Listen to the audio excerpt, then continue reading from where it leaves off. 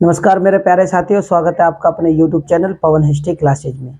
साथियों, आज हम जानेंगे महालवाड़ी व्यवस्था के बारे में, यानी महालवाड़ी बंदोबस्त व्यवस्था के बारे में जानेंगे, क्योंकि यहाँ से भी क्वेश्चन पेपरों में देखने को मिलते हैं। तो मेरे प्यारे साथियों, चैनल मेरा नया है, इसे ज़्यादा से ज़्यादा लाइक, शेयर और सब्सक्राइब करें। तो देरी ना करते हुए शुरू करते हैं। महालवाड़ी बंदोबस्त व्यवस्था क्या है? महालवाड़ी बंदोबस्त व्यवस्था। इनसे संबंधित क्वेश्चन किस प्रकार से मेरे प्यारे साथियों, इनसे संबंधित जो क्वेश्चन है किस प्रकार से पेपरों में पूछे जाते हैं, वो हम अपने आने वाली वीडियो के माध्यम से आप लोगों तक पहुंचाएंगे। तो मेरे प्यारे साथियों, शुरू करते हैं। महालवाड़ी, महालवाड़ी का जो तात्पर्य है यानी शाब्दिक अर्थ, महालवाड़ी का जो शाब्दिक अर्थ है वो होता है जागीर अथवा गांव। जागीर अथवा गांव।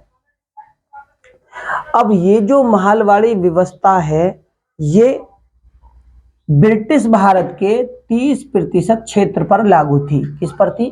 30% क्षेत्र पर लागू थी ब्रिटिश भारत के। इसके जो जन्मदाता हैं भाई, सबसे पहले इस महालवाड़ी व्यवस्था का जनक कौन थे, किसने इसका शुरुआत की थी? तो वो थे हाल्ट मेके जी। हाल्ट मेके जी इस व्यवस्था के जन्मदाता थे और 1822 के रेगुलेशन, क्या है? 1822 के रेगुलेशन 7 है। 1822 के रेगुलेशन 7 से ये जो व्यवस्था है इसका सूत्रपात होता है, यानी कि ये शुरू होती है। अब 1833 ईस्वी के रेगुलेशन 9, क्या याद रखना? 1833 के रेगुलेशन 9 में कौन थे? Martin word. मार्टिन वर्ड की भूमिका के द्वारा, यानी पहले जो इस व्यवस्था को शुरू करते हैं वो हाल्ट मेके जी के द्वारा शुरू होती है, लेकिन इसके बाद में वो जो होती है वो होती है 1822 ईस्वी में। लेकिन 1833 ईस्वी में दोबारा से रेगुलेशन 9 के द्वारा, यानी 9 के द्वारा मार्टिन वर्ड की भूमि व्यवस्था के द्वारा, क्या मार्टिन वर्ड जो है वो नई तकनीक से भूमि व्यवस्था शुरू करते हैं, यानी इस व्यवस्था का क्या होता है? नवीनीकरण। इस व्यवस्था का क्या होता है? नवीनीकरण होता है। बात करते हैं भू राजस्व की। भाई, इस व्यवस्था के अंतर्गत ब्रिटिशों को क्या उपज का कितना हिस्सा मिलता था? इसका जो मिलता है भू राजस्व निकालने के लिए, ठीक है ना भाई। देखो, भू राजस्व किस प्रकार से निकलता था इस व्यवस्था के द्वारा। इसमें क्या है? पहली बार महालवाड़ी व्यवस्था के ही द्वारा, याद रखना, पहली बार महालवाड़ी व्यवस्था के द्वारा क्या होता है? मानचित्र और पंजियों का प्रयोग किया जाता है। यानी यही वो व्यवस्था है जिसमें मानचित्र, भूमि को देखने के लिए मैप, मानचित्र, नक्शा, ठीक है, और पंजियों का प्रयोग किया गया था। किसके द्वारा? महालवाड़ी व्यवस्था के द्वारा। ये व्यवस्था थी कहां पर ये लागू थी? तो ये व्यवस्था मार्टिन वर्ड के सहयोग से, ये कहते उत्तरी भारत में ये व्यवस्था लागू थी।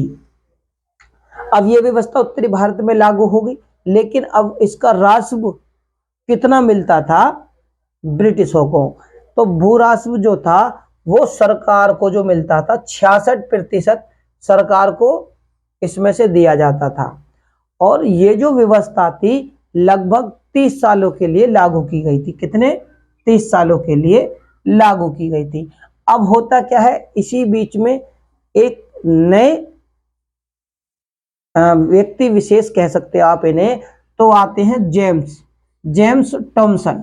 अब जेम्स टॉमसन क्या कहते हैं? यार, इस व्यवस्था में तो बहुत ज्यादा समय है, बहुत लंबे समय के लिए है। तो जेम्स टॉमसन के ही सहयोग से, या आप समझ लीजिए इनके समय में या इनके काल में, इस व्यवस्था को कम किया गया। क्या किया गया था? इस व्यवस्था को कम किया गया था। और इस व्यवस्था यानी महालवाड़ी व्यवस्था के अंतर्गत सहारनपुर नियम के अनुसार एक नियम था जिसका नाम था सहारनपुर नियम। सहारनपुर नियम के अनुसार क्या किया गया? इसका भू राजस्व जो 66% था, भू राजस्व कितना था 66%, इसे 50% कर दिया गया। क्या 50% कर दिया गया। अब आप इस व्यवस्था के बारे में कह सकते हैं कि मार्टिन वर्ड और जेम्स थॉमसन के द्वारा इस व्यवस्था का अच्छा स्वरूप निकल कर आता है, जो हमें इस समय देखने को मिलता है। तो यहां से संबंधित जो क्वेश्चन है मेरे प्यारे साथियों, जो कि पेपरों में देखने को मिलते हैं, वो हम अपने आने वाली वीडियो के माध्यम से आप लोगों को कराएंगे।